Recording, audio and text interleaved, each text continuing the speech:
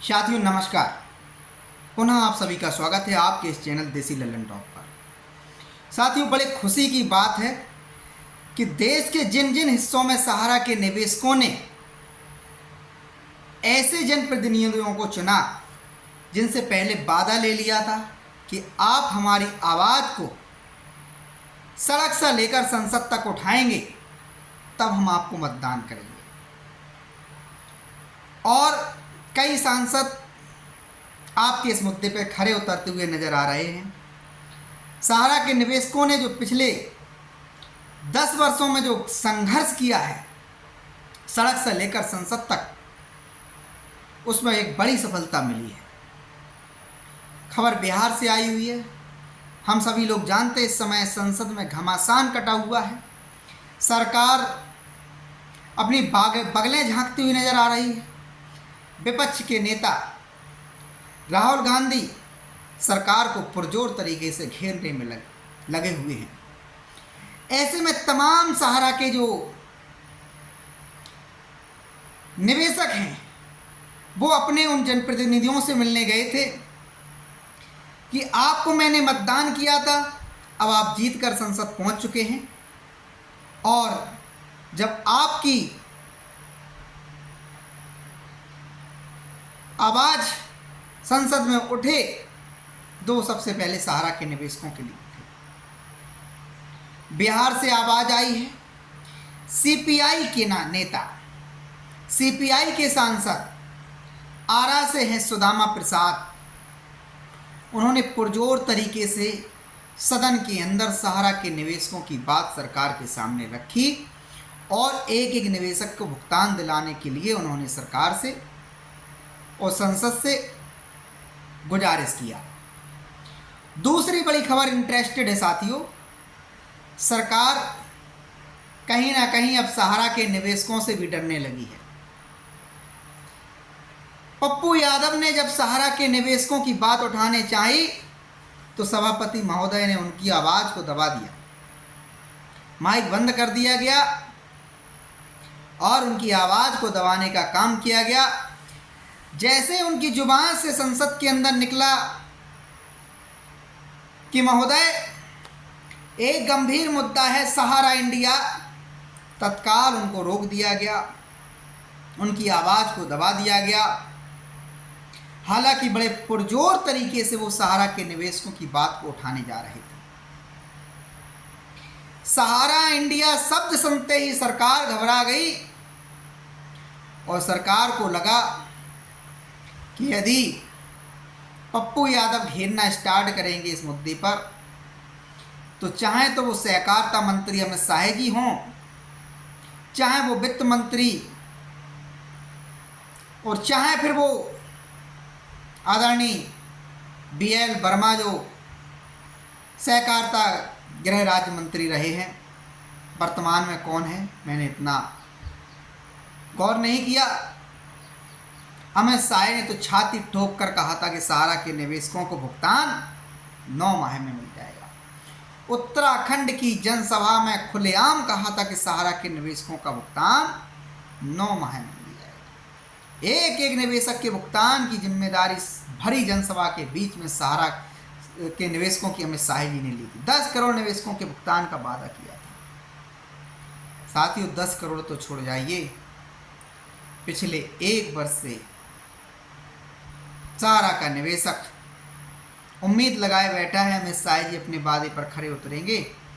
1 करोड़ निवेशकों को भी भुगतान नहीं दिया गया, लेकिन देना तो पड़ेगा ये तत्काल, कितना ही विलंब कर ले।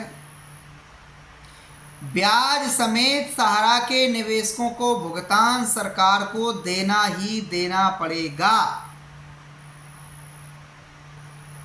नहीं तो सहारा का निवेशक जिस प्रकार से यूपी में झटका दिया है और अन्य राज्यों में भी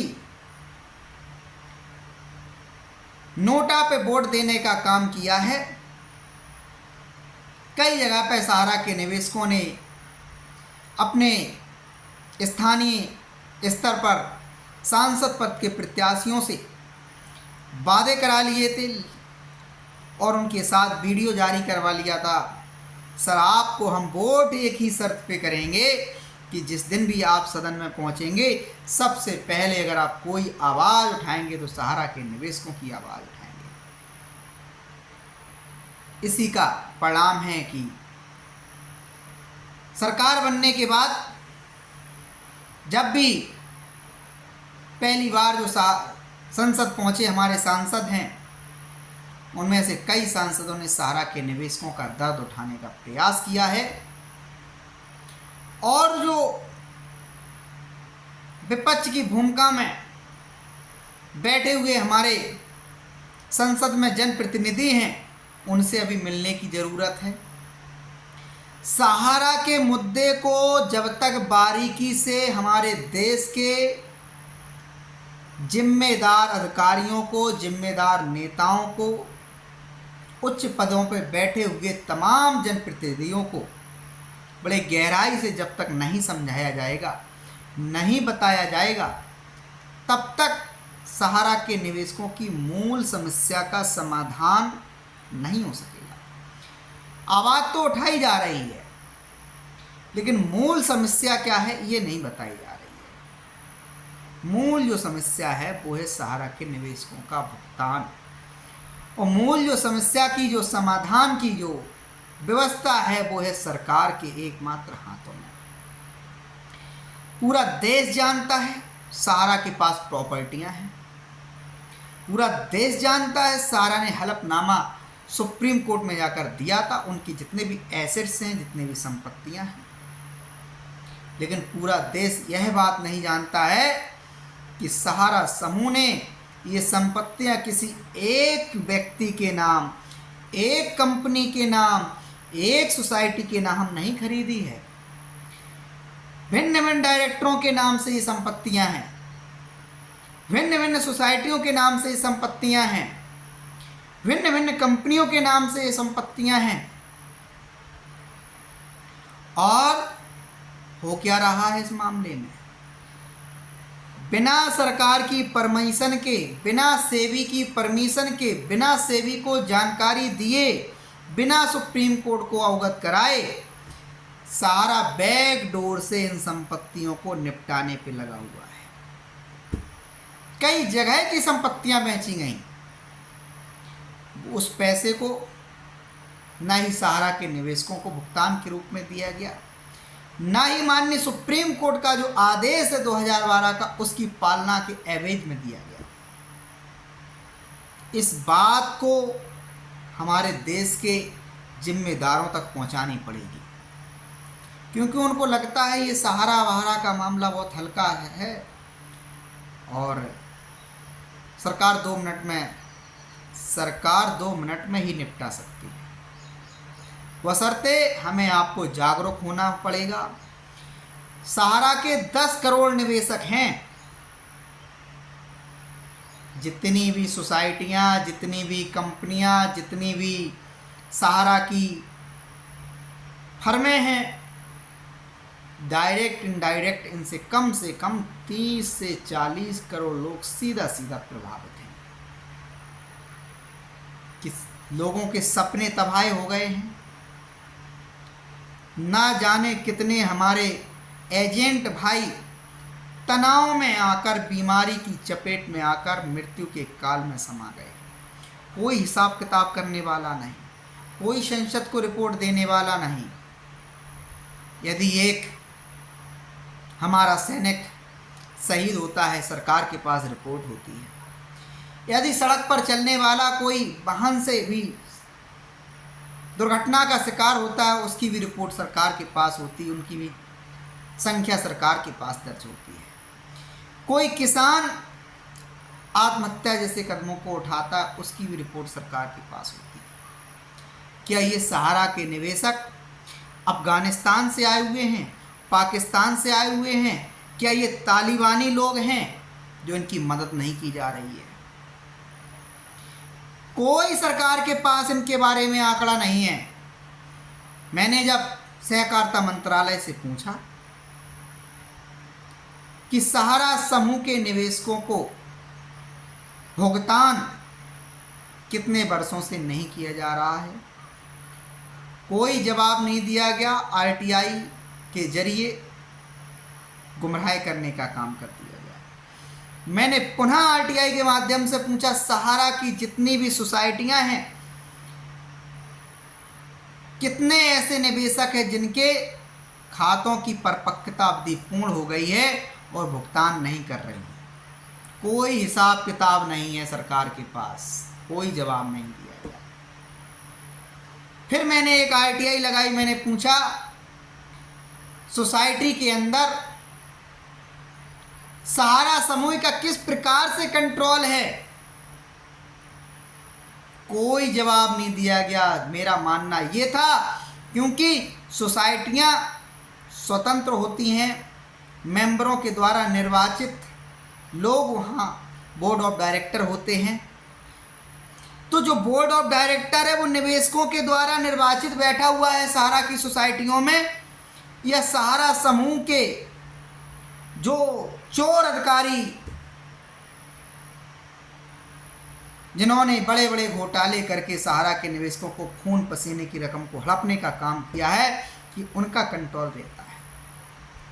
हम आप जब भी थाने जाएं, पुलिस के समझ जाएं, डीएम साहब के पास जाएं, सरकार की एजेंसियों के समझ जाएं और उनसे कहें कि सहारा के ये ओपी श्रीवास्तव, सुपना राय, सुधांशु राय, सुशांतु राय, ऋचा राय, सुब्रत राय और तमाम डीके श्रीवास्तव और तमाम जो इनकी गैंग है, ये लोग मुख्य दोषी हैं, ये लोग बड़े अपराधी हैं, इनका सीधा कंट्रोल है इन सोसाइटी, इन कंपनी, इन फर्मों पर।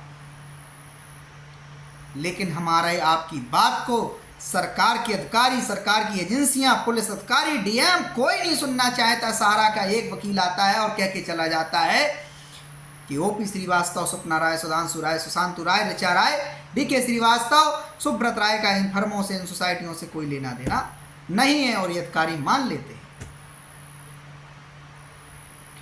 क्या सोसाइटी के अंदर डायरेक्टर बनकर ही आप कंट्रोल कर सकते हैं? हमारे देश के चंबल क्षेत्र में बड़े डकैत हुए हैं। चंबल क्षेत्र में तमाम गैंग हुए हैं डकैतों की। जिस प्रकार से कानून का भय पुलिस दिखाकर दुरुपयोग करती है, ठीक उसी प्रकार से उन्होंने भी कानून का दुरुपयोग करके, भय दिखा करके अपनी सत्ता चलाने का प्रयास किया। तमाम थानों पर उनका कंट्रोल हुआ करता था, तमाम थानेदार उनसे डरा करते थे। वो जमाना तो चला गया। अब ये नया जमाना आया है, नया कॉन्सेप्ट आया है। लखनऊ में बैठकर, देश के विभिन्न विभिन्न कोनों में, स्थलों में बैठ करके सरकारी मशीनरी का दुरुपयोग करके ये सहारा के अधिकारी हमारे पुलिस अधिकारियों को डराने का काम करते हैं, धमकाने का काम करते हैं। और डराने का तरीका इनका किस प्रकार से होता है? इनकी अपनी मीडिया फर्म है। मीडिया के जरिए ये हमारे थानेदारों को, पुलिस के अधिकारियों को दबाते हैं, डराते हैं और उन्हें मजबूर कर देते हैं कि इनके खिलाफ कोई लीगल एक्शन ना लिया जाए। नहीं तो वरना इस देश के अंदर सहारा के अधिकारियों पर सैकड़ों एफआईआर थानों में पंजीकृत हैं। न ही स्वप्ना राय की गिरफ्तारी हो पा रही है, न ही ओपी श्रीवास्तव की हो पा रही, न सुशांत राय की हो पा रही है, और सुब्रत राय तो दुनिया ही छोड़कर ही चले गए। कितना इनका प्रभाव है, कितने न्यायालयों से इनके विरुद्ध एनबीडब्ल्यू वारंट जारी हैं। क्या जब सुब्रत राय का दाह संस्कार हो रहा था, ओपी श्रीवास्तव खुलेआम दाह संस्कार में सम्मिलित नहीं हुआ था? क्या हमारे उत्तर प्रदेश की पुलिस गिरफ्तार करने का साहस कर पाई? क्या उत्तर प्रदेश की पुलिस को यह जानकारी नहीं है कि सहारा के अधिकारियों के खिलाफ कितनी अदालतों से एनबीडब्ल्यू जारी हुए हैं? तमाम सारी उपभोक्ता अदालतें जो कंज्यूमर फोरम है, वहाँ तो इनके एपियरेंस नहीं होती है, ये जवाब दावा ही लेकर नहीं जाते। वहाँ पर आदेश जब इनके विरुद्ध हो जाते हैं उसकी पालना नहीं करते ये लोग। इन समस्त छोटे छोटे टॉपिक्स को उठा करके हमें अपने सांसद महोदयों को, एमएलए महोदयों को अवगत कराना पड़ेगा, और कराना ही चाहिए। आप कुछ नहीं कर सकते, घर बैठ के छोटे छोटे पॉइंट्स पे तो काम किया जा सकता है। हमारे संपूर्ण जनप्रतिनिधियों के जो नंबर हैं, ईमेल एड्रेस हैं, व्हाट्सएप नंबर हैं, मोबाइल नंबर हैं, संसद भवन की जो साइट्स है, हमारी लोकसभा राज्यसभा की जो वेबसाइट्स हैं, गवर्नमेंट की साइट्स हैं, उन पे पड़े हुए हैं। आप अपने जनप्रतिनिधि का व्हाट्सएप नंबर, ईमेल एड्रेस निकालिए, हाथ से टाइप कर डालिए मोबाइल में और भेज दीजिए।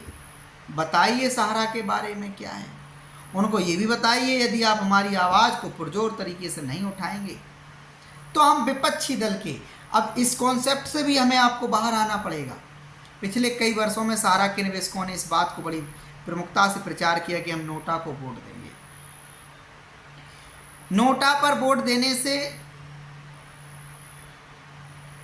हालांकि जीत का अंतर तो काफ़ी कम होता है लोगों का, क्योंकि आपको विपक्ष का उम्मीदवार पसंद नहीं, इस वजह से आप नोटा पे दे देते हैं, और सत्ता पक्ष का जो उम्मीदवार होता है वो आपका सहयोग नहीं करता है। अब मैं आपसे कहता हूं, भले ही आपके लोकल स्तर पर सपा का एमएलए हो, सपा का एमएलसी हो, बीएसपी का एमएलए एमएलसी हो, आरजेडी का हो, लोक दल का हो, तृणमूल कांग्रेस का हो, कांग्रेस का हो, भाजपा का हो, शिवसेना का हो, राजद का हो, किसी भी पार्टी का हो, स्थानीय स्तर पे यदि आपकी सपा का है तो आप सपा के विरोध में आप मतदान करने का काम कीजिए, भाजपा का है तो भाजपा के विरोध में मतदान करने का काम कीजिए, कांग्रेस का है तो कांग्रेस, क्योंकि यही फॉर्मूला है जो आपकी आवाज को ये उठाएंगे, यही फॉर्मूला है। साथियों, संसद के अंदर हमारी आवाज़ धीमे धीमे पहुंच रही है, सरकार अपना कान धीमे धीमे खोल रही है, और भुगतान भी इनको देना पड़ेगा, एक एक निवेशक का भुगतान देना पड़ेगा। लेकिन जितना जल्दी आप लोग एकत्रित हो जाएंगे, अभी मैं मनीष कश्यप का एक इंटरव्यू देख रहा था, मनीष कश्यप जी कह रहे थे कि जब जब सहारा के निवेशक बाहर घर से निकलते हैं किसी धरने में, किसी प्रदर्शन में, जब उम्मीद की जाती है 5,000 आएंगे, ये 500 लोग आते हैं। जब 25,000 की उम्मीद की जाती है तो 2,000 आते हैं। ये क्यों कमजोरी है? इसका कारण ये है हमारा आपस में बटा होना, एजेंट का दर्द और दुख है और निवेशक का जो दुख और दर्द है, इसमें जरा सा भी अंतर नहीं है, बल्कि एजेंटों का दुख तो कई गुना और अधिक है। इनका ना सिर्फ रोजगार चला गया, इनका ना सिर्फ मान सम्मान चला गया, सम्मान चला गया, इनका घर से निकलना मुश्किल हो गया है। इनकी अपनी प्रॉपर्टी, इनकी अपनी संपत्ति इन्होंने बेच करके सहारा के अंदर डिपॉजिट करा दी। इनके पिताजी यदि किसी वार्ड में काम करते थे, वहां से आया हुआ फंड इन्होंने सहारा में डिपॉजिट करा दिया। ये क्या आपके साथ ठगी करेंगे जब ये खुद ही ठगी का शिकार है?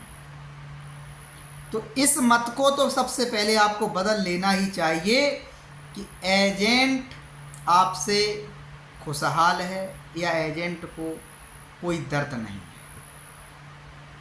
हालांकि बहुत सारे एजेंट अभी भी सहारा का फेवर कर रहे हैं। ऐसे एजेंटों का विरोध कीजिए और बड़े स्तर से विरोध कीजिए इनके। कौन नहीं जानता है कि इनको देश के किसी भी कानून का भय नहीं है। बड़ी लीगल टीम इनकी बैठी हुई है इन्हें बचाने के लिए। राजनीतिक प्रभाव का भी ये लोग इस्तेमाल करते हैं, सरकारी मशीनरी को डिस्टर्ब करने का प्रयास करते हैं, सेबी के खिलाफ इस देश में जनता में माहौल बनाने का प्रयास करते हैं, सरकार के खिलाफ माहौल बनाने का प्रयास करते हैं। तो साथियों, इनकी बातों से बाहर निकल करके इस बात पर पहुंचिए कि भुगतान प्राप्त करने का जो भी फॉर्मूला होगा उस फॉर्मूले पे हम काम करने को तैयार हैं।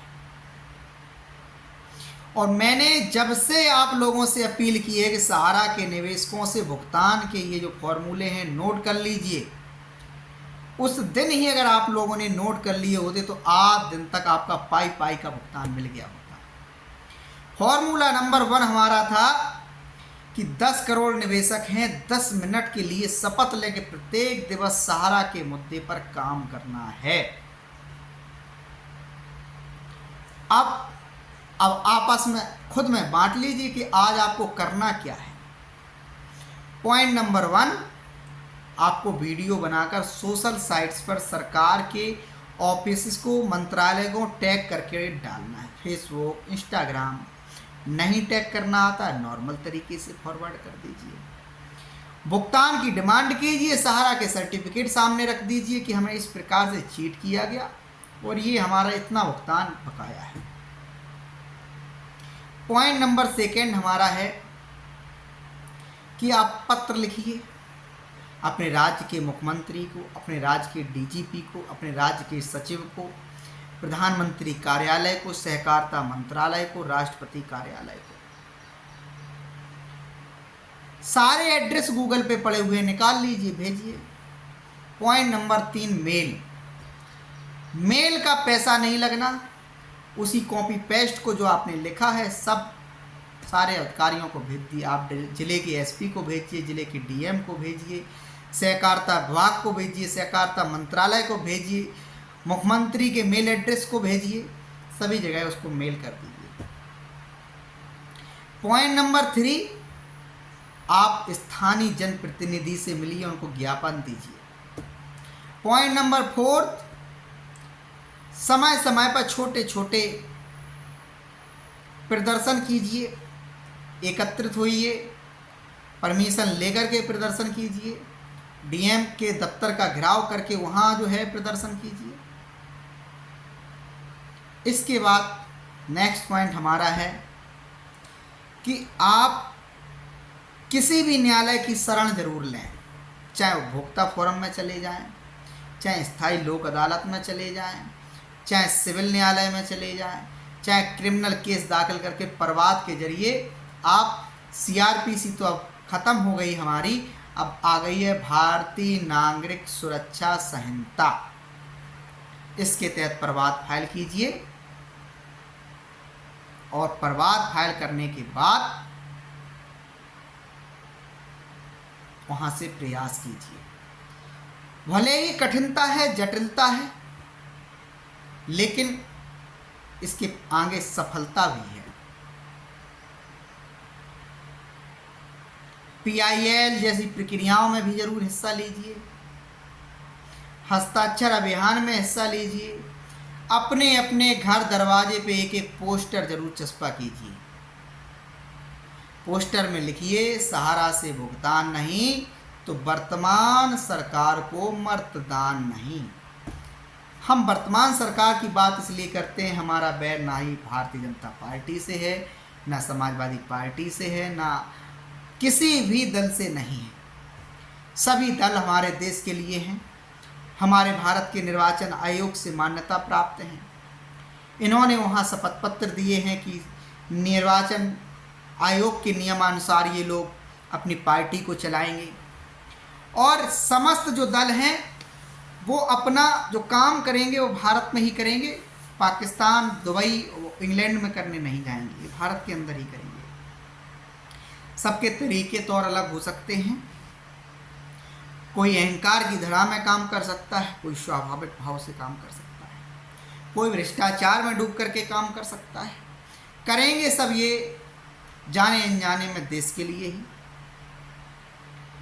तो दल कोई खराब नहीं होता है। व्यक्ति का स्वभाव परिवर्तनशील होता है, बदलता रहता है।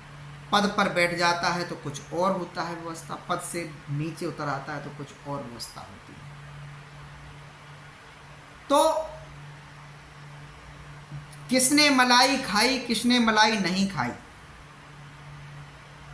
आपको किसको गिरफ्तार करना है, किसको गिरफ्तार नहीं करना है, ये आप अपने ऊपर रख लीजिए।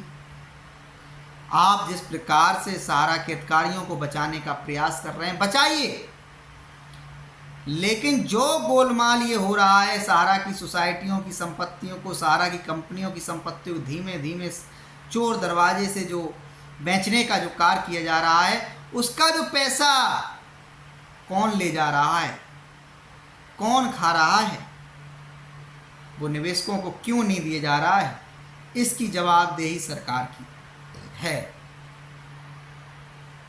सहारा का अस्पताल बिक गया, निवेशक का भुगतान नहीं हुआ। अमेरिका के होटल्स बिक गए, निवेशकों का भुगतान नहीं हुआ। बड़ी बड़ी प्रॉपर्टीज बिक गई, निवेशकों का भुगतान नहीं हुआ। पैसा जा कहाँ रहा है? क्या सरकार उस दिन का इंतजार कर रही कि जितना भी प्रॉपर्टी जब बचा हुआ है या है, वो सब मैसेडोनिया, जहाँ सहारा के सुब्रत राय के सुपुत्र साहब नए व्यापार को फलीभूत किए हैं और वहाँ की नागरिकता ले लिए हैं, सारा पैसा वहाँ भेजने की तैयारी में है क्या? तो भुगतान तो व्यवस्था के तहत सरकार को करना ही पड़ेगा। ये डिपेंड आपके ऊपर है कि आपको लेना किस प्रकार से है। किसी राजनीतिक दल, किसी व्यक्ति की बातों में आने से अच्छा ये है कि भुगतान के लिए काम किया जाए, और काम के लिए 10 मिनट आप उस पर निकालना प्रारंभ कीजिए। आपके लोकल स्तर से दिल्ली लखनऊ के धरने में तो छोड़ दीजिए। मनीष कश्यप की बात है, मुझे इंटरव्यू में बहुत प्यारी लगी। मनीष कश्यप ने कहा मैंने 25 वीडियो सहारा के ऊपर बनाए हैं, सहारा के दफ्तर में घुस करके बनाए हैं, और यहां तक कि मनीष कश्यप इस समय भारतीय जनता पार्टी में सम्मिलित भी हो चुके हैं। उस बंदे ने निडर होकर कहा गलत का साथ नहीं दूंगा। अब सहारा के निवेशकों से भी उसने सवाल किया। सवाल था एकत्रित होने का। गांधी मैदान में पटना में उसने कहा 1 लाख लोग एकत्रित हो जाइए। मैं आगे बताओ, पीछे बताऊं, मंच पे बताऊं, वहां खड़ा हूँगा, आपकी आवाज़ को उठाऊंगा। बिहार से सुशील मोदी की भी आवाज़ आती थी सहारा के निवेशकों के लिए। सुशील मोदी दुनिया छोड़ के चले गए। तमाम हमारे साथियों ने प्रयास किए और आज इस मुकाम पे सहारा के निवेशकों की आवाज़ पहुंच गई है कि सहारा के निवेशकों के लिए 5,000 करोड़ रुपए सहारा से भी रिफंड अकाउंट से सीआरसी को ट्रांसफ़र कर दिया गया। हालांकि वहाँ भी बहुत सारी व्यवस्थाएं गलत तरीके से चल रही हैं। यहाँ तक कि सहारा ने जो डाटा है वो भी सेंट्रल रजिस्ट्रार सहकारिता मंत्रालय को सही तरीके से प्रोवाइड नहीं कराया। फिर भी कोई कार्रवाई नहीं हुई, फिर भी कोई गिरफ्तारी नहीं हुई। तमाम सोसाइटियों पर समापन किया कर दिया गया है, कुर्की कर दी गई, नीलामी कर दी गई, उस पर अपनी एक अथॉरिटी बैठा दी गई। सहारा की सोसाइटियों के अधिकारियों से ऐसा क्या लगाव है कि इनको निकाल फेंक करके अपना पर समावत बैठाला जाए, अपने अंडर में ली जाएं ये संपत्तियां? क्या समस्या है? वीडियो लंबा हो रहा है, जितना बोला जाए उतना कम है, लेकिन आपकी आवाज़ सदन तक पहुंची है। ये तसल्ली का विषय है, खुशखबरी का विषय है, और संसद में भी उठ रही, विभिन्न राज्यों की विधानसभाओं में भी उठ रही है। धन्यवाद। मैं लगातार मांग करता रहा हूँ आप लोगों से, इस बात की मैंने भिक्षा मांगी है कि सहारा के निवेशकों के यदि भुगतान चाहिए कि हाथ पे हाथ ढाल रखने से अच्छा है कि उसके लिए 10 मिनट प्रयास कीजिए, प्रत्येक दिवस 10 मिनट। 24 घंटे में से 10 मिनट मांग रहा हूं। 10 करोड़ लोग एक श्रृंखला में खड़े होकर के एक दिन में वीडियो जारी करेंगे, लेटर जारी करेंगे, टैग करेंगे, विभिन्न मंत्रालयों को ईमेल करेंगे, धरने प्रदर्शन करेंगे, प्रोटेस्ट करेंगे। आपका भुगतान ना हो, ऐसा हो सकता है। यूपी चुनाव में सरकार घुटने पर आ गई, अभी तक वो लोग विश्लेषण कर रहे हैं हुआ क्या है। हुआ यही है कि यूपी का जो सहारा का निवेशक है उसने अपने स्थानीय स्तर पे जो जनप्रतिनिधि था उसके विरोध में मतदान करने का काम किया है। और बड़ी संख्या में यूपी में सहारा के निवेशक हैं। यही केवल बीजेपी का हार का कारण है और कोई कारण नहीं। धन्यवाद।